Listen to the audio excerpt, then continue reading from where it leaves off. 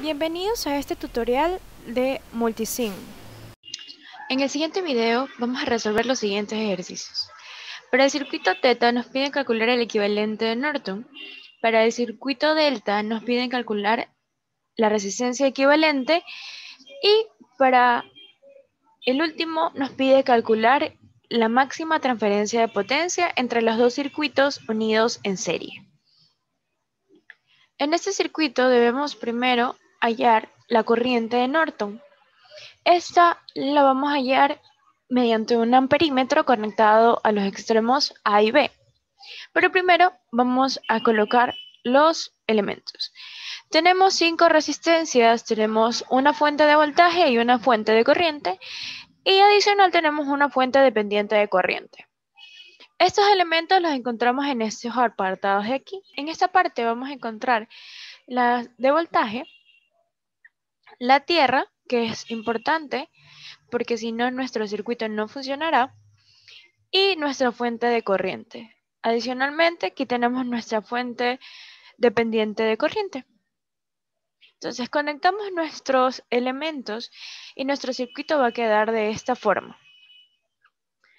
En estos extremos son los que vamos a calcular la corriente de Norton. Entonces, para calcular la corriente de Norton, lo único que tenemos que hacer es colocar un amperímetro en serie en los extremos y enviar a correr el programa. Recordando que para conectar la fuente dependiente debe conectarse a la misma polaridad de la corriente de la que depende. Entonces, como nuestra corriente iba hacia abajo, lo que vamos a hacer es conectar el polo positivo a la parte de abajo y el polo negativo a la parte de arriba, eliminando la conexión que había en esta parte de aquí, recordando que las fuentes dependientes de corriente van en serie.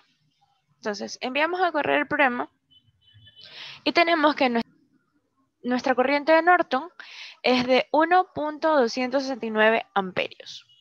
Ahora vamos a la resistencia de Thevenin. Para la resistencia de Thevenin, lo que tenemos que hacer es también colocar los elementos, pero en esta no vamos a colocar ni las fuentes de voltaje ni las de corriente, porque queremos calcular la resistencia. Recordando que para las fuentes de voltaje, cuando las apagamos se convierten en un cortocircuito y las fuentes de corriente se convierten en un circuito abierto. Por lo tanto, vamos a obtener este circuito equivalente de aquí. Para calcular la resistencia, lo que vamos a hacer es colocar un multímetro en serie y ver cuánto vale la frecuencia. Entonces, en este caso, el valor de nuestra resistencia es 2.659 ohms.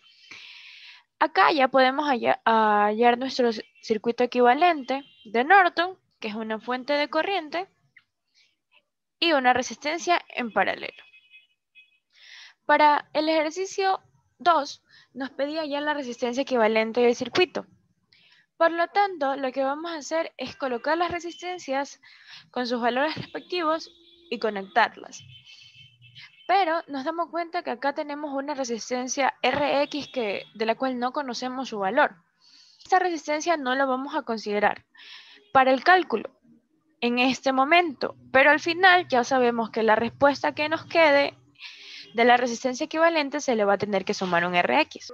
Enviamos a correr el programa y dando doble clic sobre el multímetro vemos que la resistencia equivalente es de 9.75 ohms. Entonces, al final nuestra resistencia equivalente va a ser igual al Rx, del cual no sabemos el valor, más el 9.75 ohms. Por último, nos pide calcular el teorema de la máxima transferencia de potencia entre los dos circuitos conectados en serie. Este es nuestro circuito teta y este es nuestro circuito delta. Esto de aquí podemos convertirlo mediante la ley de Ohm en un circuito de una fuente de voltaje y una resistencia en serie. Por lo tanto, eso es lo que vamos a hacer para que los cálculos se vuelvan un poco más fáciles. Como podemos observar acá, tenemos nuestra fuente de voltaje y nuestra resistencia en serie y las otras dos resistencias del circuito. Entonces, al final vamos a tener este circuito equivalente de los dos circuitos. Pero como nos pide calcular la máxima transferencia de potencia, sabemos que el teorema indica que para que se dé la máxima transferencia de potencia, la resistencia de carga debe ser igual a la resistencia equivalente. Por lo tanto, como no conocemos el valor de Rx, vamos a asumir que Rx es la resistencia de carga. Entonces, el valor de Rx va a ser igual a la suma de estas dos resistencias de aquí.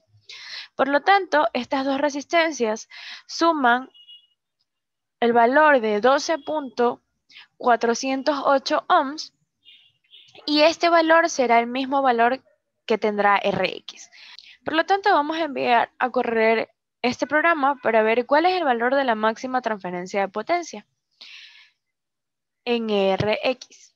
Entonces, la máxima transferencia de potencia es igual a 229.500 miliwatts.